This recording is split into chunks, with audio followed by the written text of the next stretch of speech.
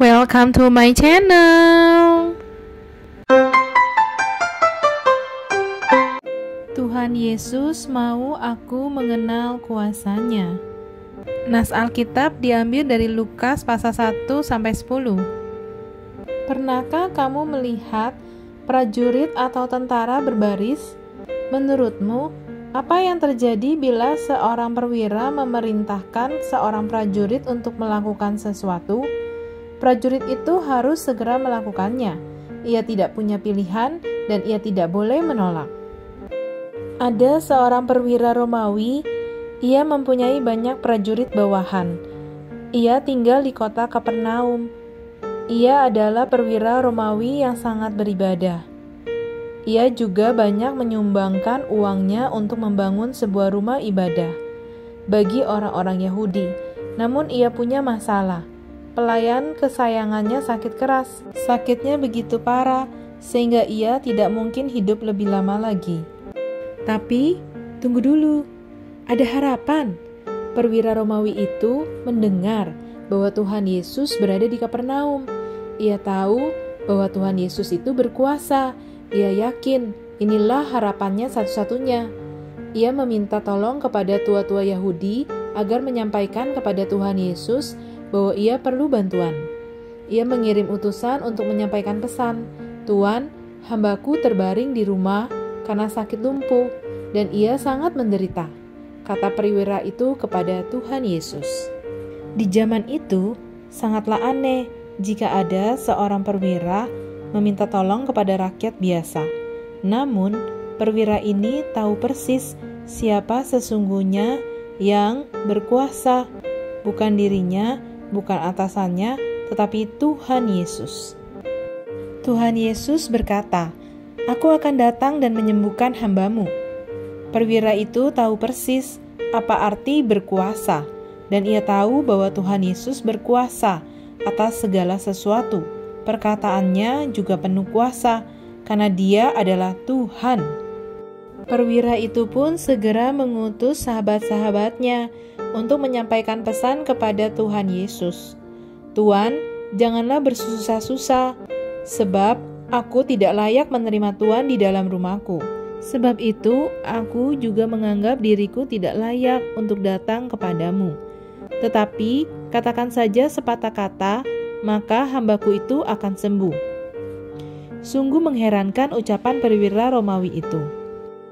"Sebab aku sendiri seorang bawahan, dan di bawahku ada pula prajurit.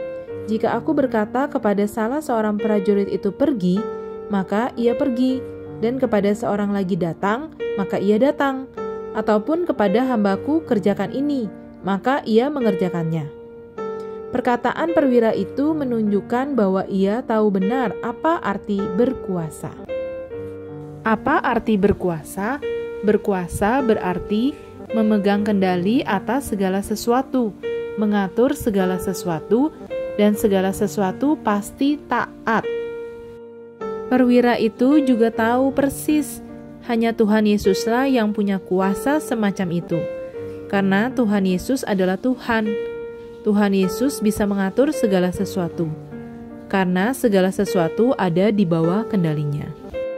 Ketika Tuhan Yesus mendengar perkataannya, dia sangat heran. Belum pernah Tuhan Yesus mendengar kata-kata yang menyatakan iman dan kepercayaan sebesar itu kepadanya. Tuhan Yesus menyampaikan pesan kepada perwira itu, "Jadilah kepadamu seperti apa yang engkau percayai." Pada saat itu juga hamba perwira itu sembuh. Perwira itu bukan satu-satunya orang yang mengenal kuasa Tuhan. Di Alkitab ada banyak orang yang juga mengenal kuasa Tuhan. Itulah sebabnya orang-orang itu berdoa. Ada Hana yang berdoa untuk mendapatkan anak. Ada Petrus yang berdoa di atas rumah. Ada Daniel yang tetap berdoa walaupun raja melarangnya. Simson juga berdoa untuk meminta kekuatan.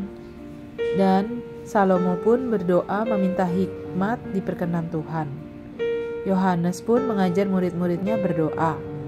Serta Paulus dan Silas berdoa di dalam penjara. Yunus pun berdoa di dalam perut ikan. Tuhan Yesus, hanya Engkaulah Tuhan yang hidup dan berkuasa.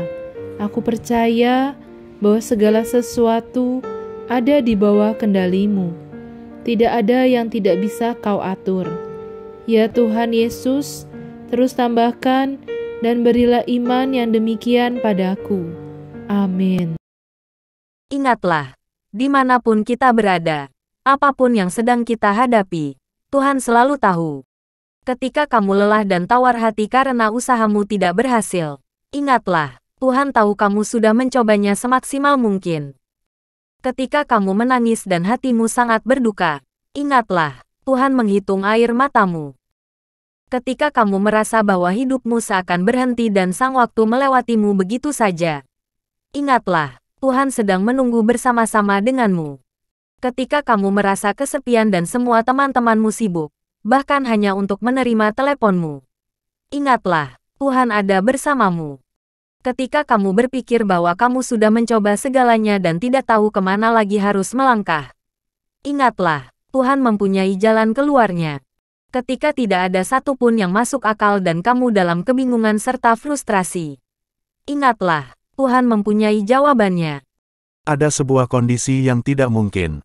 Mengapa Tuhan membiarkan semua ini terjadi? Kakek adalah teman curhatnya yang terbaik, tetapi sekarang Yosua melihat kakeknya penuh dengan selang dan terbaring tak berdaya di rumah sakit.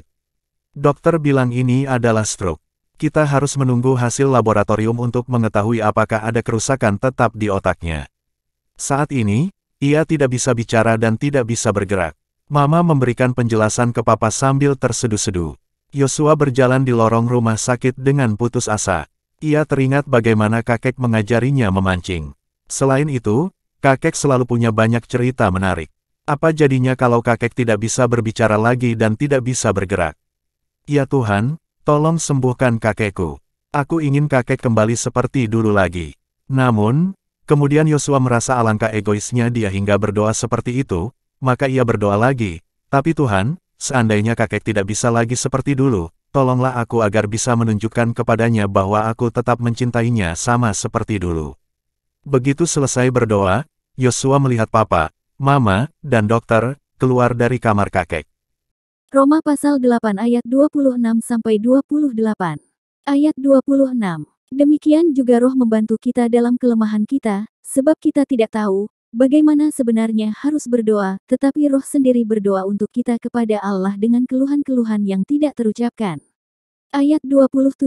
Dan Allah yang menyelidiki hati nurani, mengetahui maksud Roh itu, yaitu bahwa Ia, sesuai dengan kehendak Allah, berdoa untuk orang-orang kudus. Ayat 28. Kita tahu sekarang, bahwa Allah turut bekerja dalam segala sesuatu untuk mendatangkan kebaikan bagi mereka yang mengasihi Dia, yaitu bagi mereka yang terpanggil sesuai dengan rencana Allah. Tuhan Yesus, bukalah mataku dan hatiku, agar aku tidak meragukan kuasa-Mu. Hanya Engkaulah yang berkuasa, Engkaulah yang mengatur segala sesuatu. Ya Tuhan Yesus, apapun yang terjadi, aku mau tetap percaya bahwa Engkau mengatur yang terbaik bagiku. Amin.